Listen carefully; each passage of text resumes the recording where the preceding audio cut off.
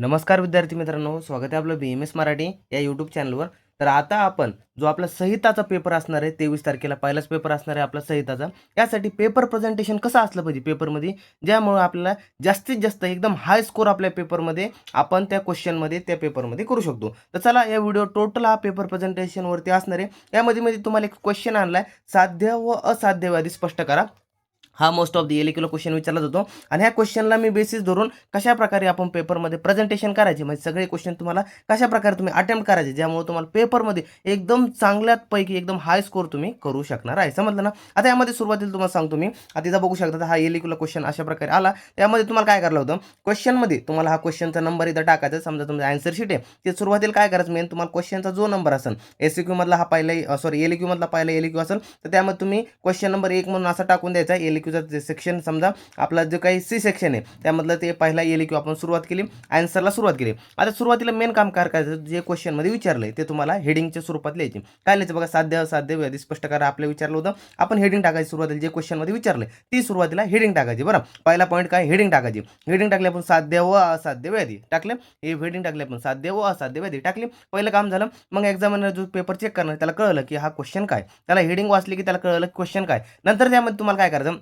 यामध्ये तुम्हाला जो श्लोक पाठ असेल त्यामध्ये तुम्ही श्लोक टाकून, असं श्लोक टाकून त्यामध्ये तुम्ही श्लोक लिहू शकता. जो सुरुवातीला तुम्हाला श्लोक पाठ असेल तो स्टार्टिंगला श्लोक लिहायचा. बरं, तुम्हाला श्लोक जर पाठांतर असेल तर श्लोकचं नाव टाकायचं, 2 टिंब करून खाली काय करायचं, सुटसुटीत असं श्लोक लिहायचं जर श्लोक येत असेल. जर नसेल जर श्लोक तुम्हाला श्लोक पाठ नसेल मग तुम्ही काय करायचं, असं इथं नाव संदर्भ सुद्धा टाकू शकता किंवा नाही टाकलं तरी चालून जातं. तुम्हाला काय करायचं, क्वेश्चन सुरुवात करताना सुरुवातीला ही लाईन तुम्हाला सगळ्यात सुरुवातीला लिहायची. कोणती लिहायची, जर तुम्हाला क्वेश्चन लिहा आज सापडला की साध्य व असाध्य व्याधी लिहा, तर तुम्हाला आता माहिती आहे साध्य असाध्य व्याधी आचार्य आपले वाघभटने सांगितले, आचार्य आपले कोणी चरक सुद्धा यांनी सांगितलेले. आता दोन्हीमध्ये कन्फ्युज आहे, तुम्हाला लिहायचं कोणतं. आता यामध्ये तुम्हाला डिसाईड करायचं कोणानुसार तुम्हाला बेस्ट मानता येईल. आता तुम्हाला कळलं जे आचार्य चरक यांनी आपल्याला कंटेंट जास्त दिलं आहे सूत्रस्थानमध्ये, आपण यामध्ये खूप सारं लिहू शकतो. मग त्यानुसार आपल्याला मांडायचं. आता कसं लिहू शकतो बघा आपण, तर बघा सुरुवातीला लाईन करताना सगळ्यांनी ध्यानात ठेवायची आणि ॲज इट इज तुम्हाला काय करायचं, पाठ पाठ करणे ही लाईन जी आहे ना, तर ॲज इट इज तुम्हाला काय करायची, पाठ करणे. कोणती लाईन पाठ करायची, ते अशा प्रकारे फक्त इथं आचार्यचं नाव आणि त्यानंतर अध्यायाचं नाव चेंज करायचं. काय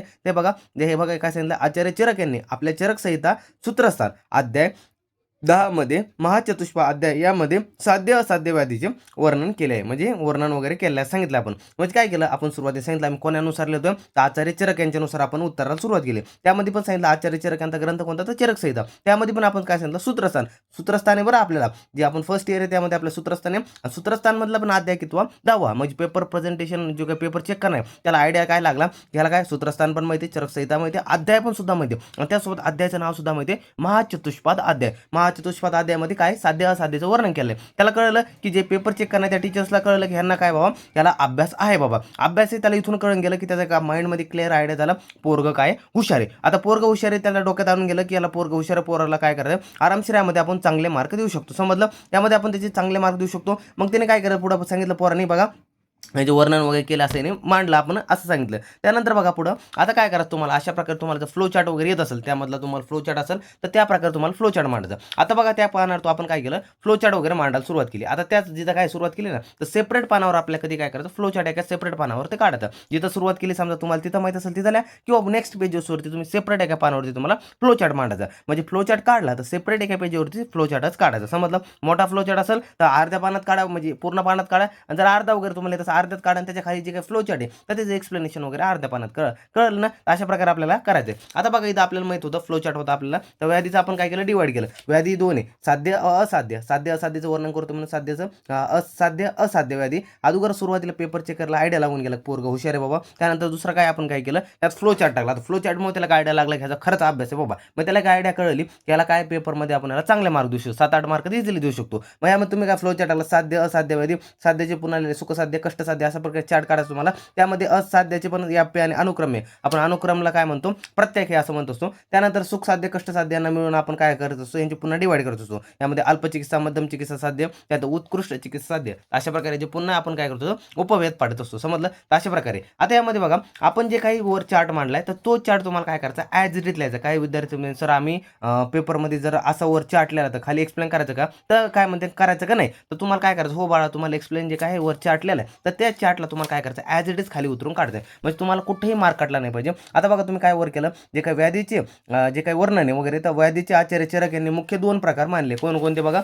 जे काही आपण म्हणलं साध्य आणि असाध्य, व्याधीचे मुख्य 2 प्रकार कोणी मानले, आचार्य चरक यांनी मानलेले. कोणकोणते बघा, साध्य असाध्य. आपण वर्णन केलं बघा, एकदम इन डिटेल सांगून दिलं की साध्य आणि असाध्य हे 2 काय व्याधीचे 2 प्रकार आहे. म्हणजे आपण काय केलं, वर्णनमध्ये सांगून दिलं की आपण सुरुवातीला काय केलं, ह्यामध्ये सांगितलं हेडिंग सुरुवातीला मेन टाकली, व्याधीचं काय म्हणजे आपल्याला कोणता क्वेश्चन लिहितोय त्यानुसार आपण सांगितलं कोणत्या आचार्यानुसार, कोणत्या ग्रंथानुसार, कोणत्या अध्यायानुसार, कोणत्या स्थानानुसार आपण लिहितोय. अध्यायाचा क्रमांक सुद्धा टाकला, अध्यायाचं नाव सुद्धा टाकलं आणि त्यानुसार आपण क्वेश्चनला सुरुवात केली. त्यानंतर आपण एक छान प्रकारे फ्लो चार्ट वगैरे काढला. जर येत असेल तर काढा, नसेल येत तर तुम्ही त्याबद्दल डायरेक्ट आन्सरला सुरुवात करू शकता. जर येत असेल तर नक्की काढा बघा, कारण की तुमचे पेपर प्रेझेंटेशनमध्ये मॅटर करतो, तुम्हाला चांगल्या मार्कामध्ये पडून जाते. नंतर जे काही आपण चार्ट काढलाय तो चार्ट ॲज इट इज खाली ते काय करायचा म्हणजे एक्सप्लेन करायचा. आपण चार्टमध्ये काय दिलंय, तर व्याधी 2 प्रकार म्हणले, साध्य असाध्य. आता पुढे काय म्हणलंय बघा, पुन्हा जो काही चार्ट आहे ना, चार्टला वर्णन करायचं. आता इथं काय क्वेश्चन नंबर मेन्शन करायचं. बरं, एक सांगतो, प्रत्येक पेजवरती तुम्ही तो एलक्यू लिहिताय किंवा एसक्यू लिहिताय, तुमचा जोपर्यंत तो पूर्ण होत नाही, म्हणजे किती पानं लागतील तुम्हाला, 3, 4, 5 तेवढ्या पानावरती तो क्वेश्चन नंबर कंपल्सरी टाकायचा. बरं, सगळीकडे जो काही पहिला एलक्यू असेल तो पहिला जेवढे पानं लिहिन तर तिथं कंपल्सरी सगळ्यांनी टाकायचा. हा क्वेश्चन नंबर आहे ना, तर कंपल्सरी टाकायचा. बरं, ऑल पेजेसवरती जिथं तुमचा जेवढा काही असणार आहे तिथं कंपल्सरी तुम्हाला हा क्वेश्चन नंबर टाकायचा आहे. समजलं? अशा नाही बरं, काय क्वेश्चन नंबर असेल तो टाकायचा नाही, काय जण क्यू आणि नंबर टाकून येत असं नाही म्हणत मी. जो काही क्वेश्चन नंबर असेल, पहिला, दुसरा, तिसरा, चौथा, तर तुम्हाला ॲज इट इज तो मांडून यायचा आहे. आणि त्यानंतर काय, त्याच्या अगोदर पण एक टाकायचं तुमचं एलक्यू लिहिता, केसीक्यू लिहिता, ते सुद्धा मेन्शन करायचं आहे. म्हणजे एलक्यू, एसक्यू, बी सेक्शन, सी सेक्शन जो असतो ना, तर तो तुम्हाला कंपल्सरी मेन्शन करायचा आहे. मग सी सेक्शन त्यानंतर क्वेश्चन नंबर काय असेल तो एक्सप्लेन करायचा. समजलं? तुम्हाला क्वेश्चन नंबर प्रत्येक पानावरती टाकायचा, नाही तुम्हाला मार्क भेटणार नाही. बरं, हे ध्यानात ठेवा, नाही तर बरेच विद्यार्थी नापास होतील. का नापास झाले त्यांना कळणार नाही. पेपर सुद्धा भरपूर लिहून येतात, चांगले लिहून येतात, पण नापास होतात. का होतात, तर क्वेश्चन नंबरमुळे. कारण की पेपर जे चेक आहे तर ते तुम्हाला डायरेक्ट मार्क देणार नाही. समजलं? तर क्वेश्चन नंबर तुम्हाला सगळ्या जागेवर टाकून यायचं. जेवढे पानं तुम्ही तो क्वेश्चन लिहिता तर ते जे आन्सरमध्ये तेवढे पानं तुम्हाला तो क्वेश्चन नंबर टाकून यायचं. समजलं? आता बघा, पुन्हा याचे उपपद आपण जसे पाडले, जसे की बघा साध्य असाध्य आपण सुरुवातीला सांगितलं. आता काय केलं आपण, ह्याची पुन्हा सांगितलं, पुन्हा ह्याचे साध्य असाध्याचे पुन्हा यांचे उपपद पडतात. आता बघा, जसं की साध्याचं काय पडतं, सुखसाध्य, कष्टसाध्य. आता ह्याचं मी काय आडवं मांडलं ना, मी इथं काय पेजेसचं वगैरे थोडं कमी लागावं म्हणून मी तसं केलंय, पण यामध्ये तुम्ही उभं मांडू शकता. कसं, साध्य इकडे लिहिलं, सुखसाध्य इकडे लिहिलं, कष्टसाध्य. समजलं? तर अशा प्रकारे उभं सुद्धा तुम्ही मांडू शकता. फक्त छान दिसलं पाहिजे आपल्याला, फक्त पेपर प्रेझेंटेशन छान करायचं.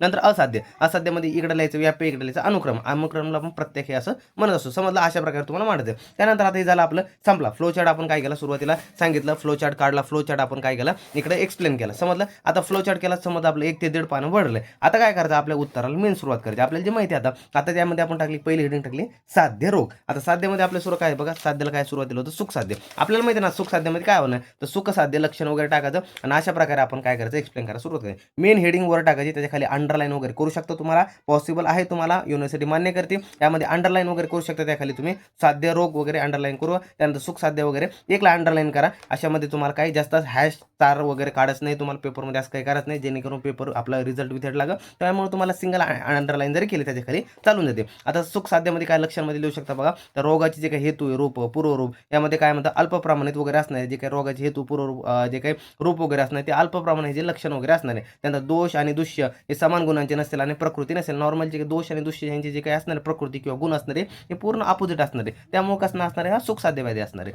नंतर गेलं विकृत दोषाचे गुण हे काळाच्या अनुकूल नसेल व असा देश नसावा जिथे चिकित्सेत अडथळे येतील. म्हणजे नॉर्मल काय असेल, जिथं काही आपण चिकित्सा करणार आहे तर त्यामध्ये कसं असणार आहे, हा काळाच्या अनुकूल नसायला पाहिजे. आणि त्यासोबत ह्या देशाला कसं असणार, सुख साध्य हा असणार आहे. त्यामुळे जो काय असणार देश वगैरे त्यामध्ये चिकित्सा वगैरे अडथळे येणार नाही, असा देश आपल्याला तिथं त्याची चिकित्सा वगैरे करायची. समजलं? त्यानंतर रोग एकाच मार्गात स्थित असावा, कोणत्याही एका दोषाने उत्पन्न झालेला असावा. नॉर्मल काय असेल, जे काय म्हणतो ऊर्ध्व मार्गे अधो मार्गे, आपण जे काय म्हणतो ना की जो काही रोग आहे तो ऊर्ध्व मार्ग म्हणजे शरीराच्या वरच्या दिशेने, अधो म्हणजे खालच्या दिशेने, तिर्यक म्हणजे नॉर्मल एकच दिशेने असं बॉडीमध्ये प्रसार, तिर्यक नसावा, सॉरी ऊर्ध्व किंवा अधोच असावा. तिर्यक हा म्हणजे सर्व बॉडीमध्ये पसरून जातो. तर रोगाची दिशा फक्त डायरेक्शन एक पाहिजे, एक वर किंवा खाली. त्यामध्ये रोगाची कोणती एक दिशा असते आणि दोष कोणताही एका दोषाने झाला पाहिजे. वात, पित्त आणि कफ, कधी संसर्ग नाही पाहिजे, संनिपात पण नाही पाहिजे. कोणत्याही एक दोषानेच हा दोष झाला असेल तेव्हा आपला सुख साध्य. नंतर काय म्हटलं, रोग नवीन व उपद्रव यामध्ये रहित असावा. यामध्ये रोग नवीन झाला असेल, नेमका झाला नाही, यामध्ये उपद्रव वगैरे काही नसेल. त्यानंतर रोगाचे शरीर जे काही रोगाचे शरीर व सर्व औषधांना सहन करणार असेल, जे काही पेशंट आहे त्याला हे जे काही मेडिसिन देणार ते सगळं काय सहन वगैरे झालं पाहिजे. त्यानंतर आता तुम्ही अशा प्रकारे सेकंड टाकायचं, क्वेश्चन नंबर इथं टाकायचं. नंतर आन्सरला वगैरे सुरुवात करू शकता. सेकंड टाकला आपण कृच्छ साध्य. आता कृच्छ साध्यमध्ये पहिले आपण पाहिलं सुख साध्य. सुख साध्यामध्ये बघा साध्य सुख साध्य पाहिलं, आता कष्ट साध्य म्हणजे आपण त्याला कृच्छ साध्य सुद्धा म्हणतो. त्यामुळे कृच्छ साध्य आता ह्याचं लक्षण लिहितं. मग आता तुम्हाला जे लक्षण माहिती आहे की रोगाचे हेतू, पूर्वरूप, प्रूफ हे मध्यम बलयुक्त असतील यामध्ये. त्यानंतर रोगाचे बल, जे काही काल आहे, प्रकृती आणि दृष्टी यापैकी एकाची समानता रोग उत्पादक दोषाची मिळतीच होते. असं नॉर्मलची काय प्रकृती म्हणा, काळ म्हणा, दृश्य म्हणा, तर ह्यांची काही जी काही रोग आहे त्यांच्यामध्ये काही प्रकृती, तर दोषाशी काय असेल मिळती जुळती ही प्रकृती असणार. दोष आणि यापैकी वरील तिघांपैकी कोणतरी असणार आहे, त्यामुळे हा व्याधी उत्पन्न होणार आहे. नंतर गर्भिणी, वृद्ध, बालक ह्यांना जे काही होणारे रोग आहे तर रोगात अल्पद्रव उपद्रव वगैरे असते. नॉर्मल जे काही गर्भिणी गर्भिणी, वृद्ध असतील, म्हातारे लोक, बालक असेल त्यांच्यामध्ये होणारे रोग, त्या रोगात जे काय असेल त्यामध्ये उपद्रव वगैरे आपल्याला पाहायला मिळू शकतो. ते पण कसे अल्प प्रमाणात, म्हणून हा थोडा कष्ट साध्य जातो, म्हणजे थोडा बर करायला अवघड जातो. सुख साध्यमध्ये कोणता उपद्रव नव्हता, पण यामध्ये उपद्रव पाहायला मिळतो. नंतर बघा शस्त्र झालं, मार झालं, अग्निकर्माद्वारा जो रोग चिकित्सा साध्य. आता मागच्यामध्ये आपण मेडिसिनच बरा करतो, पण यामध्ये शस्त्र म्हणजे सर्जरी करावं लागते किंवा मार किंवा अग्निकर्म वगैरे करावं लागतं, तर अशी ट्रीटमेंट आपल्याला करावं लागते, तर हा व्याधी बरा होतो. आता हा जो रोग जर जुना झाला व मर्मस्थानावर आहे, नॉर्मली हा रोग काय होतो, हा मर्मस्थानामध्ये जातो आणि हा काय करतो, जास्तीत जास्त काय तो शरीरामध्ये प्रसार वगैरे झाला असतो. तो नॉर्मल शरीरामध्ये जो असतो पण सुख साध्य तो एवढा शरीरामध्ये प्रसार झाला असतो का, तर नाही वगैरे. तर अशा प्रकारे कृच्छ साध्य त्यामुळे थोडा आपला अवघड जातो. मग नंतर हेडिंग टाकायची असाध्य. आता असाध्य मी इथे लिहिलं आहे बरं, पण तुम्ही काय करू शकता सेपरेट पानावरती असे तुम्हाला जे काही नवीन आता मुद्दा करता, सुख साध्य आपलं सर नॉर्मल साध्य रोग समजले ना, मग असाध्यासाठी तुम्ही सेपरेट पान सुरू करता, सेपरेट पान सुरू करू शकता. त्यामध्ये सेपरेटमध्ये मग सुरुवातीला तुम्हाला याप्पे वगैरे सुरू करायचे. म्हणजे म्हणण्याचा अर्थ काय, पेपर प्रेझेंटेशन तुम्ही लिहिताय त्यामध्ये पॉईंट वाईज लिहू शकता. सुरुवातीला लिहायचं सगळं पॉईंट वाईज एक एक लाईन जरी सोडून लिहिली तर सुंदर दिसतं अक्षर. तुमचं अक्षर घाण जरी असू द्या, एकदम सुटसुटीत आलं सुंदर अक्षर दिसतं, पाहायला पण छान वाटतं. त्यानुसार आम्ही तो असे हेडिंग वगैरे टाकायचे, ॲरो वगैरे करायचं, छान प्रकारे करायचं. त्यामध्ये तुम्ही अशा प्रकारे पॉईंट वाईज टाकून तुम्ही कोणता पॉईंट लिहिता त्यामध्ये तुम्ही लिहू शकता. समजलं. आता याप्पे रोगाचे लक्षण वगैरे, तर शेवटी आयुष्य शिल्लक राहिल्यामुळे पथ्यकारक जे आहार आणि पालन केल्याने जे काही अल्प उपशय मिळतो, तर हे काय याप्पे रोगमध्ये असतात. त्यानंतर अल्प कारणाने वगैरे जो रोग भयानक रूप वगैरे होतं, जे काही अल्प वगैरे आपण हेतूच वगैरे सेवन केलं तर हा रोग कसा भयानकचा रूप वगैरे होतो,